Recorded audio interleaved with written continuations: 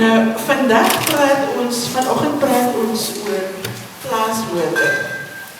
Langs my is Karin Brynard. Sy het 'n boek geskryf met die naam Plaasmoord. Die een wat voor staan is Tuisland, dis haar nuutste boek. Ek moet verduidelik, almal se nuutste boeke is op die tafel, maar dis nie noodwendig 'n boek waaroor ons gaan praat. Langs Karin is Andrew Brown. Langs Andrew is Deon Meyer. En op die eind is Julian Jansen.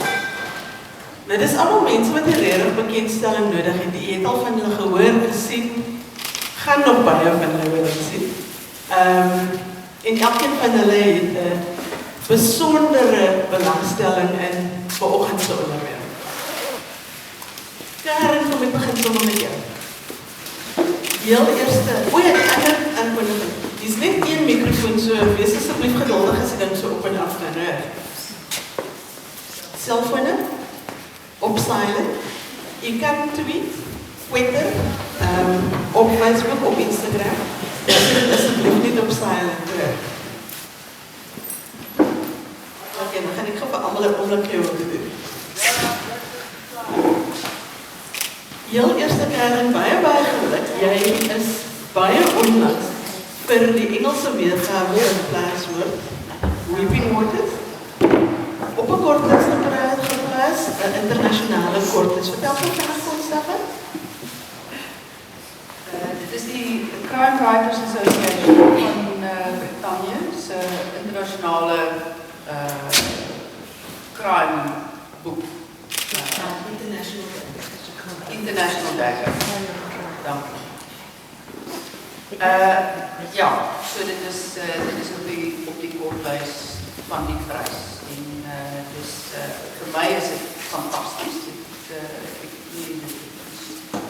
Ek nie gedink ek sal ooit so iets kan bereik nie. Maar ek stuur en ek gelees 'n geselskap. Deon was al 'n hele paar keer daar gewees. So ek volg van sy spore. Dit is fantasties. Karin? Jy het 'n vraag gehad oor... Nee,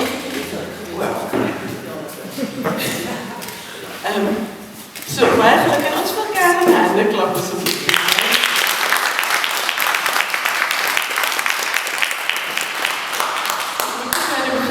Want later gaan jy dalk nie van my vrae nie.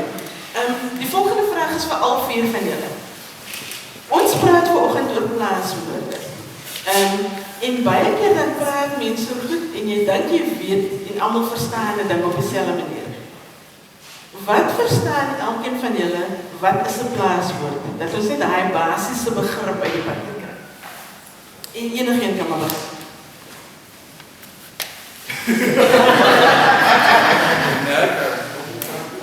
Jy moet op 'n gesprek.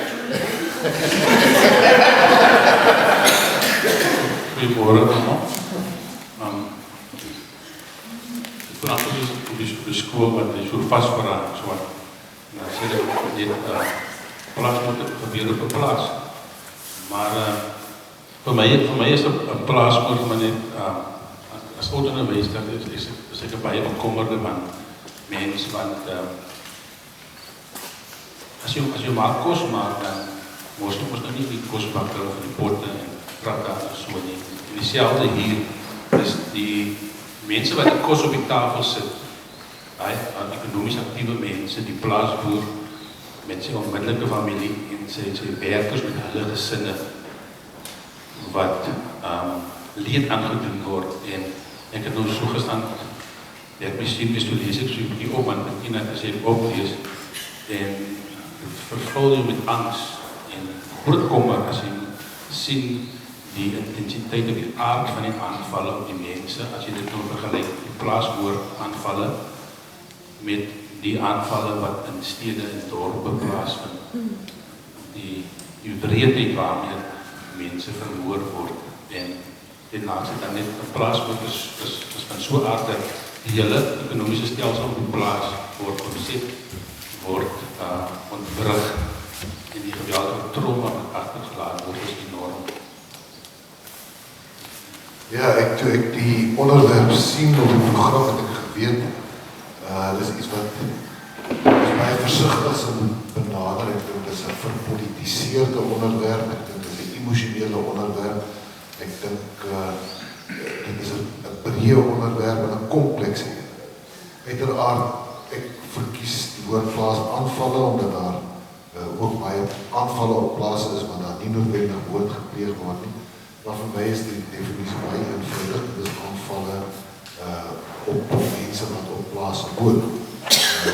Ons is bijvoorbeeld nou besig in postproduksie van 'n film oor die Griekwestad-moorde, en so iets voeg nog 'n verdere laag van kompleksiteit. Is dit 'n plaasmoord? Dit was op 'n plaas gewees, maar die skuldige was een van die gesin wat op die plaas gewoon het. Na my mening is dit ook 'n plaasmoord of 'n plaasaanval, wat 'n mens moet dit maar so breed as moontlik skets, wanneer 'n mens oor so 'n onderwerp versigtig praat. I've been a policeman for 20 years and a farmer for 15 years, so farm murders is something that I'm very sensitive about. But I think that it's a very contentious topic, certainly for 9 o'clock on a Sunday morning. And I'll just give you one example of why I say that. A year ago, I think it was, or 2 years ago, the Prime Minister of Australia said that over 400 white farmers had been brutally murdered in South Africa last year. And he then, over 400 he said, and then he opened up Australia's arms to any white farmers who wanted to go and move and farm in Australia. In fact, only 46 farmers had been killed in 2017. Now just saying what I've just said shows you the polarization of the debate, because on the one hand you've got a politician talking very emotively about over 400, he spoke about white genocide, all of that kind of right-wing politicization of the issue. But if I say to you only 46 farmers, I'm also polarizing it the other way, because it's not only 46. That's 46 economic units that have been destroyed. That's 46 farms that employed how many families, one doesn't know, but several, who are probably now not going to be employed. It's a loss of food production, it's a loss of food security for us. And it's raising fears amongst farmers who are out there because they're vulnerable. So, the moment you raise the topic, you can see the polarization happening. So it's a very contentious issue for me, but it's obviously a very real one because it affects our country very deeply. Ek stem saam, dit is emosioneel, is dit omtrent 'n bom. Dit maak nie saak aan watter kant van die draad jy staan nie, en in hierdie geval is daar drade. Mense, daar is debatte daaroor, ek en 'n paar praat pas daaroor dat vir die breër 90% van die bevolking van Suid-Afrika is dit nie regtig eers 'n issue nie. Ek weet, dit is die res van dit is hoofsaaklik vir wit mense 'n issue en ander mense nie regtig aan nie. En dit bring my uit by die punt van waarom dit emosioneel so diep in ons, dit is amper 'n ding wat aangeraak word as 'n mens, spesifiek as jy Afrikaans sprekend is en jy kom uit die kultuur, uit die boerekultuur uit. Een van die skeltname vir Afrikaners is boere. Jy weet, so dit is, die polisie word boere genoem. Hier in die Kaap praat mense met die polisieman, want daar kom die boere, jy weet, so dit is, daar's baie konnotasies rondom die woord boer, en dan in die Afrikaner siege is daar ook sedert die Anglo-Boereoorlog, die Suid-Afrikaanse oorlog, is die politiek korrekte naam daarvoor, is daar 'n ander sentiment, is 'n soort van 'n historiese sentiment rondom die begrip van boere en die begrip van grond. So dit raak op verskillende vlakke, raak dit die gemeenskap en raak dit half die siel van die samelewing, van 'n spesifieke gedeelte van die Suid-Afrikaanse samelewing. Ek dink dit is hoekom dit so 'n emotiewe saak is. Maar die ander aspek daarvan, dink ek, soos wat gemeente gesê het, is dat daar die aard van baie van hierdie aanvalle is besonder gewelddadig. Dit gaan met marteling gepaard. Ek het in die gevalle studies wat ek gesien het, toe ek my navorsing gedoen het vir Plaasmoord, het ek gedink, dit kan nie waar wees die marteling wat by sommige, en dit ook al klaar weer van waarom hierdie ontsettende gevoel van wraak. Die getalle het ek lang by stilgestaan van, kan 'n mens sê van, nou ja, dit verskil nie regtig waarvan enige ander vorm van misdaad nie, maar nou wonder ek ook as jy in spesifiek ander beroepe, onderwysers, bankbestuurders, dokters, in spesifieke beroepe per jaar daai moordsyfers gehad het of aanvalsyfers, sou dit nie ook mense laat reg op sit het nie. Is dit omdat dit boere is wat daar 'n issue daar rondom is, maar as 46 onderwysers per jaar of 46 politici per jaar doodgemaak is en nie op 'n nice manier doodgemaak is nie. Is daar 'n manier? So dat is baie nice. Het er iemand doodsin? Ek ken mense by die nasionale. Almal van julle het nou in verskillende aspekte geraak waaroor ek spesifiek later wil vra. Die een ding waarvan jy nou gepraat het, Karin, ek gaan sommer oor na daai vraag doen, is spesifiek oor, in fact, my vraag was aanvanklik vir jou en Deon Meyer. Ek wil graag al vier van julle se opinies hê. Hoekom is daar hierdie, ek weet nie of hysterie die regte woord is, onder wit Afrikaanse mense oor plaasaanvalle, plaasmoorde, en is nie noodwendig mense op plase nie. Dis 'n breër hysterie. Andrew, you spoke about you being a farmer and you being concerned about it, obviously from the perspective of a farmer. But I'd like for you to speak about the perspective of English-speaking white South Africans. En Julian, sorry, ek gaan nou ons anders stem moet wees. So as elkeen van julle net, hoekom is daar onder sekere sektore van die samelewing lyk dit 'n groter hysterie daaroor as onder ander? Jy het begin om dit te beantwoord, ek weet nie of jy wil byvoeg daarbey en of jy wil aanvraag. Ek dink dit het baie te doen met die aard van die moorde. Dit is soms dit is regtig aggressief soms. En 'n algemene gevoel van bedreiging. Mense, dit is grond en die kwessie rondom grond. Ek dink nie regtig waar nie dat enige iets in ons land polities opgelos kan word voordat ons grondkwessie nie opgelos is nie. En ek dink daar is 'n groot gedeelte van die wit gemeenskap wat in angs en vrees en sweet en bewering sit en wag van wat kom op ons af met grond en kyk rondom ons en dit is 'n geskiedenis wat kom van al die eerste bevrydingsoorloë in die noorde van die Mau in Kenia en so aan. Dit kom van ver af en ek dink dit is ou oervrese wat ook opgejaag word.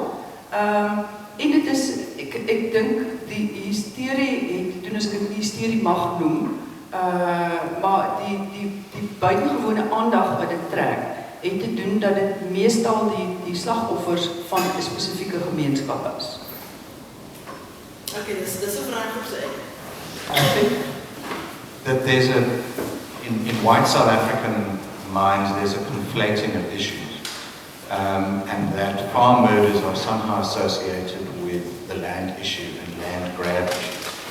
And they're not at all. We don't have a single farm murder where the murderers have then moved on and taken over the farm, Zimbabwe style, and said, right, this is ours now. It's not about land grabs. It's 80% of them are pure robberies. 20% of them are revenge because there's been bad labor practices or whatever. And hence some of the cruelty that is meted out to victims. But it's got a lot to do with the way our politicians deal with the issue, that there is a conflating of issues. So when the EFF talks about kill the boer, kill farmers, it's part of their land grab agenda. But in fact, farmers have got nothing to do with the land grab agenda at all. And so that jacks the hysteria up even more amongst white people, white English or Afrikaans. It's seen as part of a greater threat. I think the real fear with farm murders comes from the vulnerability of people, and we all feel that. I have been on a task team that's been dealing with the crowbar gangs in the Western Cape. And that's been very interesting because those guys are professional. It's a career choice. I'm talking about the real crowbars, not the copycatters who get it wrong. But the real crowbar gang understand this is a career choice. It's a profession. They are disciplined about it. They understand they've got 3 minutes to get in and out. That's the time period they've worked out. Because SAP's response time in middle-class areas is 3 minutes. ADT is about 10 to about 3 hours or so. Let's not worry about that. So they've worked that out. And so there's no time for cruelty. There's no time to take out your anger on anybody. You're there to do a job, you're getting in, you're getting out. So I can't tell you how many cases I've had where a crowbar gang will arrive at a house, they choose houses where no one's home, so they look for the red light, shows your alarms on. So they only hit houses that have got the alarm on, which is kind of ironic. But I can't tell you how many cases I've had where they will hit the house where the alarm is on, but unfortunately mom and dad have gone out and they've left their 14-year-old daughter at home. Now you would think that is a disaster waiting to happen. Every single time that child walks out of her bedroom to see what's going on and she is screamed at by these guys. Get back in your room. What the hell are you doing here? You're not supposed to be here at all. She's sent back in her room, she closes her door, and nobody touches her because nobody has the time or the inclination to do it because this is a job. But you can imagine on a farm, your response time is possibly days before people ever get to know that something has happened. You're utterly vulnerable. You're utterly at the mercy of whoever's there. And male South Africans behave badly in those kinds of situations. And that, I think, is why it becomes so awful and so makes us feel so vulnerable. Is that there's no help out there. As a farmer, myself, farming in quite an isolated area, that is what would worry me, is that there's no help at hand. You're on your own. You're at the mercy of other people. Ek dink 'n mens moet onderskei tussen die hysterie en tussen die diepe kommer. Die hysterie, dink ek, is mense met 'n sekere politieke agenda wat plaasaanvalle benut, soos wat die EFF of die ANC of die DA sekere dinge probeer uitmunt slaan om politieke winst te kry. En mense moet altyd 'n bietjie skepties daarna kyk. Maar dan is daar die ander gevoel wat ek deel as Afrikaans sprekende, en ek dink dit gaan na die siegel van die Afrikaans sprekende. Ons het almal plase, ek en Marianne het baie vriende in die Karoo, mense wat boer. In ons vriendekring het feitlik elke mens wat ons ken, wat Afrikaans praat, het een of ander konneksie met 'n plaas, of vriende, of familie, of oupas of oumas, of wie ook al wat op 'n plaas bly. En dit is so deel van ons siege, die hele idee, die romantiese idee van die familieplaas, van die bakermat, eintlik van ons kultuur. Ons kultuur is die Afrikaner kultuur is eintlik 'n plattelandse plaaskultuur wat verstedelik het. So dit verontrus mense elke keer wat daar so iets is. En dit is net menslik om dit half persoonlik te sien as 'n aanval teen wie jy is. En teen jou kultuur, teen dit waarvoor Afrikaanse kultuur staan. Dit is 'n gevaarlike ding om te doen, want die oomblik wat 'n mens plaasaanval en plaaswoorde statisties gaan weet teen al die ander woorde in hierdie land, dan is dit 'n klein fout.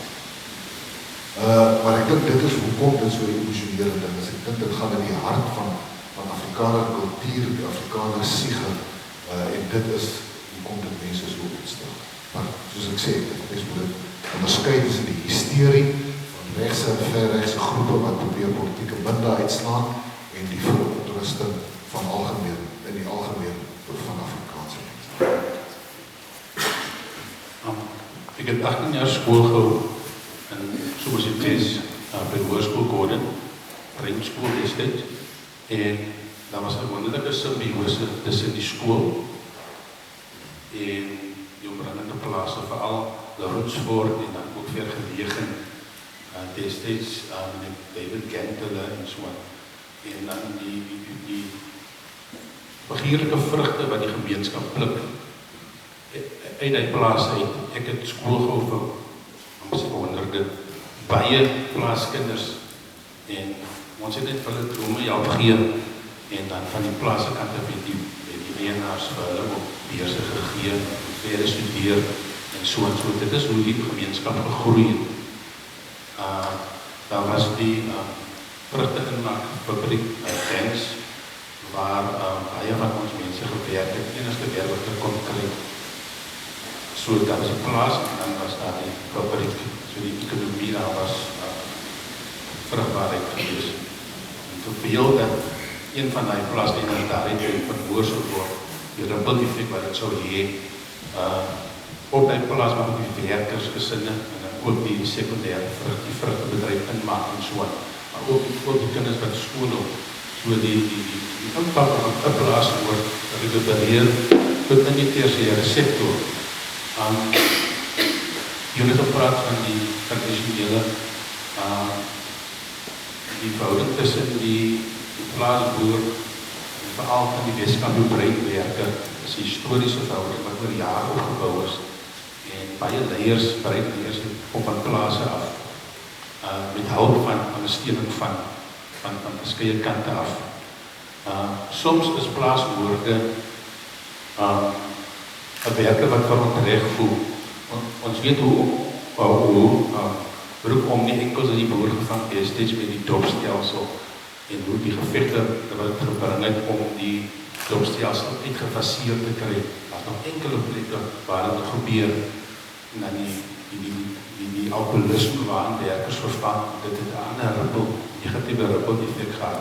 So soms is het 'n werker wat verontreg gevoel het hy sommer die plaaseienaar en sy vrou of kinders aangeval, toe die aanvalling van binne gekom. Dus die het toe gesê dat die Griekse woorde het mense gedink is 'n plaas aanval, maar toe die plaas aanval, die aanval het dan binne die huis gekom. Die soort bos en die balaklava moes so terreer, hulle volgens so en was allemaal so mannetjies met balaklavas op en so en dis hoe Henry van Bertaal destijds gedink het, toe hy sy ouers vermoor, sy broer, het hy sommer gesê, dis die balaklava bende. En ten laaste is wat my baie opkom, want ek het adreskundige gegee op skool en ons het baie gewerk met die uitgebreidelde uitbreiding van dorp en stede, veral die indringing in die platteland waar plase opgekoop word en gecommercialiseer word, maar ook saam met dit is daar die jou reusagtige plakkerkampe. As nou 'n situasie in Brackenfell, meneer Aartjo, wat daar woon waar die plakkers oor sy grens is en plak bo op die plaas gedeelte. En dis beskikking sy vrou bly nie met daar nie, hy moet wagte aanstel, hy moes destijds man gedien, moes die rooi mure, moes hy sy sak het 160.000 aan betaal, net om my struktuur te verwyder. Hy sê nou dat my die mense stap met pang as het goed so oor sy plaas en so daar die boer is 'n gevangen op sy eie plaas, hy word geterroriseer. Was nou nie plaas aanval nie, maar die beskikking om nie eens in jou eie plaas te kan rondbeweeg, so nie. So plakkerskampe rondom dorp en stede is my geweldige groot bekommernis. Ons moet nie die skuld van die ons moet inkoop en werk met die mense in die plakkerkampe. Dan net laastens die lansering van hierdie politiese haatspraak wat misdadigers absorbeer, inkoop mee en gebruik as motief om plaasaanvalle vir hulle self eintlik te verryk en dan ook hulle wapens te steel en dan net daai terreur voor te sit. Dit is geweldig kommerwekkend. Dankie. Ek gaan nou vir Deon en vir Karin vra om voor te lees uit hulle boeke. Deon het 2 boeke geskryf oor plaasaanvalle. Die een is Cobra. Die ander een is Icarus. Deon, ek gaan vir vra my Icarus voor te lees, maar ek weet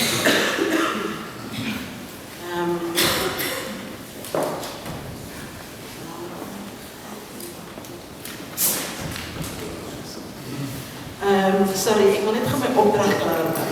Dan kan jy my aan. Karin, ek gaan vir jou vra om te lees. Dis 2 stukkies wat jy moet lees. Daar so is net daai paragraaf. En hier is het van waar daar so tot by die volgende bladsy. Dis verskillende perspektiewe oor plaasaanvalle wat hulle in hulle boeke uitvind en waaroor ons later 'n bietjie gaan gesels, maar laat ek hulle eers net kans gee om te lees. Benny sê, hoe de volk gaan as shrink help? Gaan sy net skielik 'n towerstaf en jy, hoekom het vol die vis homself en sy vrou en sy kinders geskiet? Weet jy hoekom? Want ek weet nog, ek weet presies. Ek weet wat hy geweet het. En hy het geweet, hy kan nie meer keer. Het kom al hoe nader, word al hoe groter, al hoe meer. Toe Frank vanaand vra, wat is die grootste motiewe vir moord? Het ek jou nie laat dink nie won. Net die geldmotief, vat net die geldmotief. Dis huisroof en straatroof, en plaasroof en transietroof, en winkelsentrumroof, en kunsbankroof, meer en meer en meer. En gewelddadigheid, dis 'n siklusbol. Dis kinders wat geweld sien en geweld voel, van hulle so groot is, dis wat erken, dis wat hulle word. Dis nie hulle skuld nie, dis hulle wêreld. Hoe gaan ons hulle red? Hoe gaan ons die ding omkeer? Die mense wat stroom oor die grense môre om te kom beroof, want hier is geld, hier is voorspoed. Het gaan nie minder word nie, jy weet hoe lyk die wêreld. En alles raak meer, nie net die roof nie, huishoudelike geweld, wraak, alles raak net meer. Die siekes, die reeksmoordenaars meer, daar's elke dag meer van hulle en hulle is sieker word. Dis soos ek weet nie, hierdie moese trein wat net spoed optel. Die brieke is gevolg word, ons is die brieke, ons is gevolg. Ek lees 'n paragraaf as deel van 'n gesprek tussen die suster van die vermoorde plaasvrou.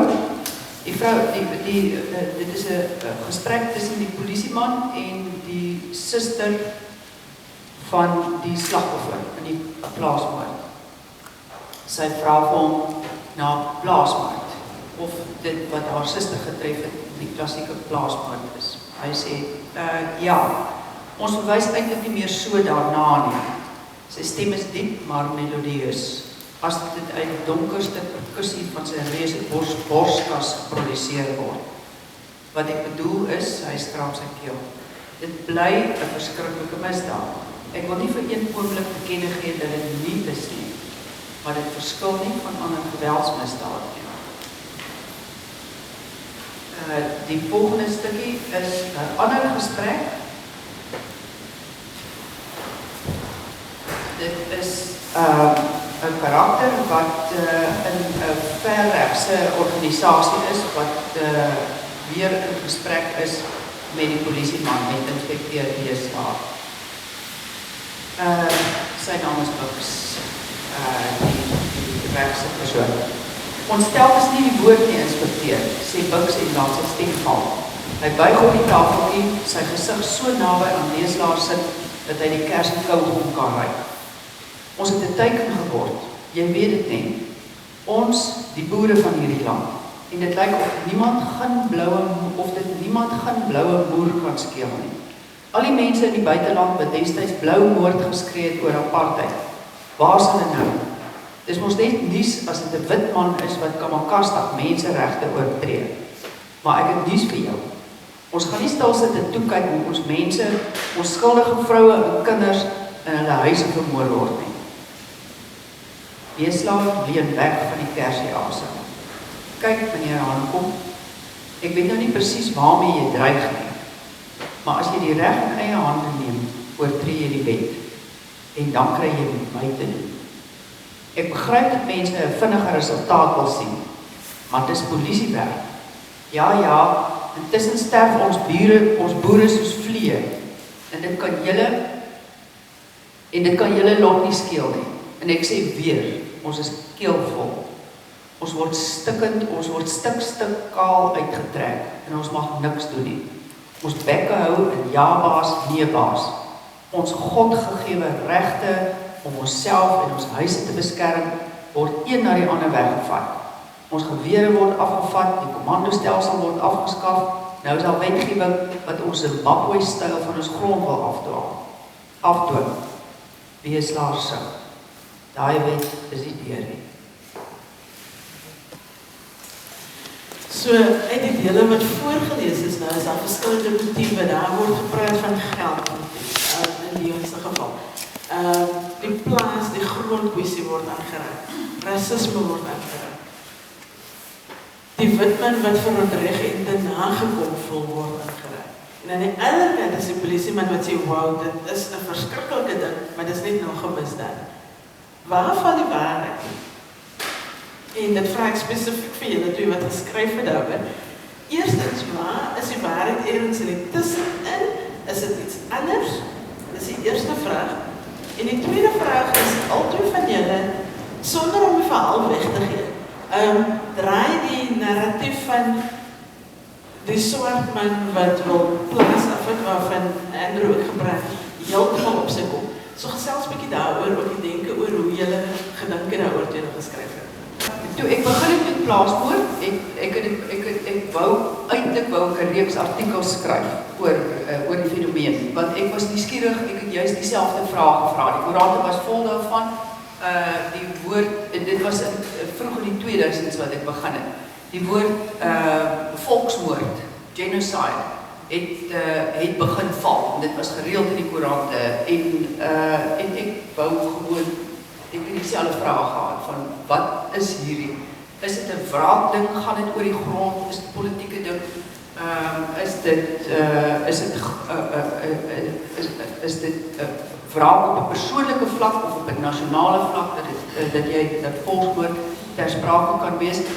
En toe ek in my kar klim en letterlik gaan ry in die platteland en begin kyk, nou wie is die mense wat in die tronke sit, want dan vreeslik baie van plaasmoorde se perpetreerders beland in tronke. Dit is blykbaar nie so 'n moeilike moord om op te los nie.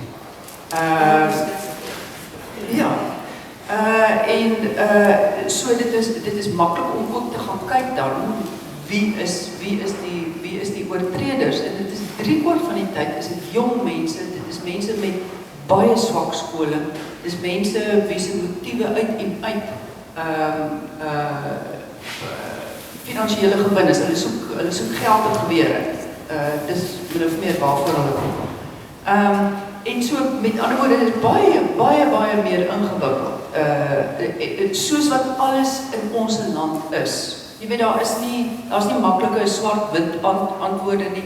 Ek dink vir ons is dit makliker om meer te deel as dit minder ingewikkeld is. Maar plaasmoorde is nie 'n ingewikkelde ding nie. Dit is nie 'n politieke ding nie. Dit is 'n geleentheidstipe van aanval. Dit is 3/4 van die tyd is dit ook ouer mense, dis brose mense. Dit is nie mense met 1700 lyfwagte en so aan, daar is die uitsonderings. So dit is maklike teikens en jy weet so dit nie een van daai vrae kom ek beantwoord kry in my navorsing op Plaasmoord. Ek het baie min daarby by te voeg, ek Karin is heel reg. Wat ek wil sê is dat dit is hoegenaamd nie bevoeg om so 'n vraag met gesag te beantwoord nie. Ek het nog nooit die statistieke van Plaasmoord, ek het al heel wat artikels daaroor gelees en ek kan nie die detail daarvan onthou nie. So ek as misdaadfiksieskrywer is ek ingestel op vermaak. Ek wil mense vermaak, wil nie mense bang maak nie, ek het geen politieke agenda as ek skryf nie. So ek weer eens praat oor hierdie onderwerp met groot huiwer. Maar my indruk, en dis 'n indruk, dis 'n leuke indruk, wil ek dit baie duidelik stel as iemand wat graag nuus lees, is dat, en dit wat ek weet van misdaad in Suid-Afrika, is dat plase is maklike teikens. Misdadigers gaan altyd na die maklikste teiken toe. Dit is soos enige menslike enterprise. Jy wil 'n ding gaan doen wat die maksimum oplewer vir die minste moeite. In terme van misdadigheid, wat die minste gevaar vir jou as misdadiger het, met die grootste opbrengs.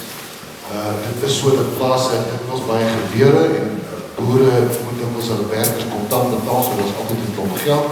En dit is geïsoleer, die gereg gaan stadig reageer en daarom word plase dikwels geteken. Daar is sekerlik ook mense wat na die EFF se retoriek luister, van die misdadigers en dit hulle gewete laat sus, maar ek dink die kern daarvan bly nog steeds in sy ekonomiese misdaad en nie 'n politieke ene. Ek stap maar sommer op na Julian toe. Deon het gepraat van statistiek en ek het vir Julian gevra om statistiek voor te berei. So Julian, is miskien nou 'n gepaste tyd vir jou om vir ons te vertel wat jy het gedoen. Wat het Julian verkeerd gedoen?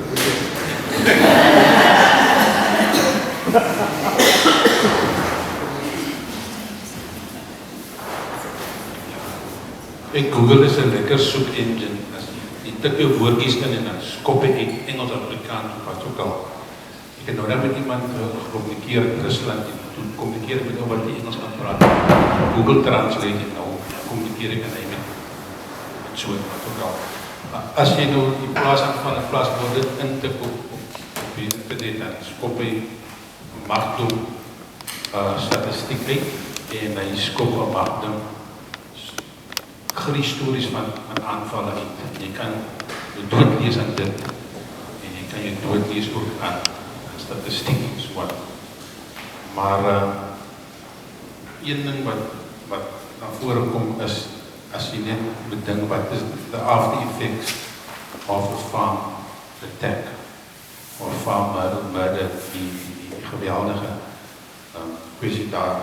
Ek het nog een ding wat ek afgekry gister toe waar die mark so werk in die rapport, toe print ek gewoon en ek kan sien, ek print die klomp blaadjies daar, so vinnig, en ek kan sien, maar ek het op hierdie Is jy ook daar staan? Met pullens, baie pullens, so ek weet het vir alleen van een bal wat het geskryf het in die Jet 24, dankie sê die 30ste Mei 2019. Maar ons weet die hele geskiedenis, die proses vanaf drukgroepe en landbou gesentreerde organisasies en Transvaalse landbou in die Afriforum om net die regering aan sy ore te trek te sê, luister, erken dat daar plaasmoorde is, want as 2007 is daar laas syfers gegee oor dit. Daar was nooit 'n kategorie in die misdaadstatistiek, selfs aan die polisie, om te sê, hier is die getal plaasaanvalle vir die jaar, hier is die getal plaasmoorde vir die jaar. Want as jy inligting het, dan kan jy strategie kan jy bepaal om een probleem of uitdaging aan te spreek. En hulle het dit gekry in 2018 verlede jaar om vir die minister te sê, en Bettina te sê, luister, stel bekend so van 2018 verlede jaar en hierdie jaar het ons daar 'n bietjie baie meer sterker en verteenwoordigende syfers. Dit het aanvanklik verskil van die polisie en die polisie het ander kategorieë. En wanneer Afriforum en die landbouminister hulle statistieke gekry het, hulle het ook probeer verifieer of vergelyk met dit van die polisie. Maar as ons nou weer staan waar ons statistieke het en die statistieke is skrikwekkend. Die jongste, as hy een krywagen het, en so lees hy een krywagen sê dat die aantal plaasaanvalle vir 2019 dit van 1 Januarie tot nou sal net so meer as 200 plaasaanvalle vir 2019. Dit is die jongste statistiek. Dit was verlede maand 184, dit is nou staan 200. En dan plaasmoorde vir 2019 is al 60 plaasmoorde. So jy gesê, ek nie sê is net 60. 60 te veel plaasmoorde, 200 te veel plaasaanvalle. Dan het die Transvaal moet jy nie gesê, want hulle is bekommerd oor die toename, ook soos dit genoem het, die breedheid van hierdie plaasaanvalle. En oor die afgelope dekade van 2009 tot 2019 het die aanvalle toegeneem met 60% voor die afgelope dekade. Ja, so dit is die belangrikste wat eerlik kan onthou aan by die skap vertel by die familielede. Sorry, excuse me, would you mind just repeating that in English? Yes. So the latest statistic regarding farm attacks and farm murders is that since January until now, it is 200 farm attacks. It was 184 last month. And for farm murders, for the past year, for the past 7 months, 60 farm murders, 60 too many farm murders. En dan het hulle die volgende statistiek gegee. Voorsien maar. Ja. Die getalle plaasmoorde, the numbers for farm murders from 1990 to 2019 in the Western Cape is 125. Of course, we stay here. And then the highest for 1990 until 2019 for Gauteng is 436. Jou gevare, jou provinsie wat die meeste aanvalling moorde het, is Gauteng. And as if you read further, they state there that most of the farm murders, most of the farm attacks actually originate from Gauteng. It's conceptualized there, and farm attacks would be executed in the surrounding rural areas. En Gauteng is jou district met die meeste plaasmoorde, Mildersdrift, van de Bijlpaar, Kanningen, Vereniging en Volksmoord. Is your district with the highest frequency of farm murders. Dan in die Weskaap is het George, Stellenbosch en Parel. So, areas wat die meeste krijg. In de Popo is het Lutrige, en de Palale, Bella, Polokwane. En dan in die Noordkaap is het Kuruman, Kimberley en Hartswater. Pletchers Brits moordcijfer van 36 boere in 29 jaar vanaf 1990 tot 1919 sê hulle hierso, lyk nog bloediger wanneer die nabygeleë Hartbeespoort net buitekant Brits bygereken word. Ons het soos gesê, Gauteng vir hierdie periode 1990 tot 1919 436 moorde. En dan het ons gesê die plekke wat daar ter sprake is. Die bekommernis huidiglik is dat jou getal aanvalle in die Weskaap, it's actually starting getting worrying proportions, dat is besig om te verdubbel. So, dis die jongste fokuspunt in plaas in die Weskaap, dat ons meer paraat aan moet wees met dit. In die Noordkaap was in Kuruman 6 moorde, Hartswater 4. So, al hierdie syfers bereken van 1990. Ja, so ons sê dan dat plaasmoorde en plaasaanvalle het met 60% toegeneem oor dekade. En as ons nou vat, dit is plaasaanvalle, sal plaasmoorde dan altyd 'n komponent wees. Plaasmoorde oor die afgelope dekade het amper net bietjie gewissel, terwyl jou plaasaanvalle fluktueer. Maar soos ons gesê het, een plaasval is altyd een te veel. Karin het gepraat van volksmoorde vroeër. And Andrew, there's this narrative that farm attacks and farm murders are genocide. We've heard now from Julian 60% increase in attacks over the last decade. I've asked you to go look at what the UN says what genocide is. I want you to just tell our audience what the UN says genocide is, and put on your legal cap and tell us whether you think what's happening in South Africa qualifies in terms of that definition. Because what you can take from those statistics is that farm murders have got a lot to do with urbanization. So it's the urban edge that's creeping closer and closer to farmland. So where are your worst areas? Vereeniging, Louis Trevor, Vanderbilt Park. Those are industrialized, urbanized areas that are expanding.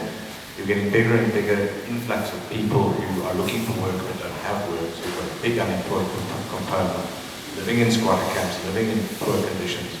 And now, as Deon says, what's your easiest target? Well, your easiest target is a couple of kilometers away is a farm. You know, security, you know they've got guns, there's probably cash. an obvious target. So it's got a lot to do with that as well, rather than targeting farm because you've got an agenda to play out. It's an easy target. Okay, the genocide definition is Article 2 of the Convention on the Prevention and Punishment of the Crime of Genocide. And genocide is a very contentious term. So, for example, I wrote a book about Rwanda and the genocide in Rwanda. And what happened in Rwanda and what happened in Sarajevo as well is that the Americans refused to call it a genocide because under international law, the moment you call it a genocide, you have to react to it. Security member states are expected to react to a genocide to stop it. So the politicians in America refused to call it a genocide, knowing that would require them to act. So they called it crimes akin to genocide, which was a cute way of getting around their own obligations. The definition is any of the following acts committed with the intent to destroy, in whole or in part, a national, ethnical, racial, or religious group.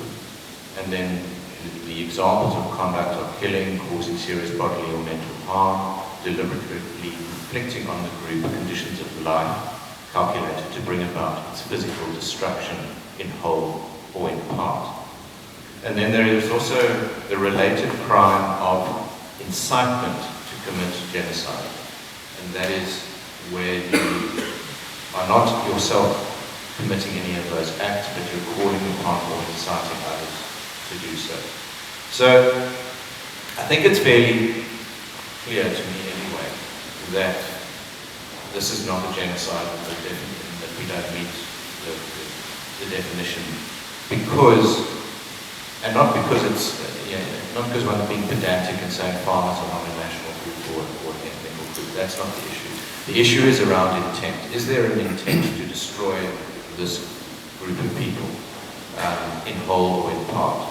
And I think that the statistics or the research on why the crime is being committed shows that it's not an intent to destroy a group of people. It's an intent an opportunistic intent to better your own financial position. So until it turns into land grabs, into a Zimbabwe-style state-sponsored or state-endorsed intention to destroy farmers, I don't think that we come close to meeting the genocide definition. Unfortunately, it's an issue that's been picked up by the far right, and we've seen a lot of far right, and if you Google farm murders, one of the things you're going to get is some of the far right diatribe and narrative, which is very unpleasant to have to endure and read. But we haven't reached that stage even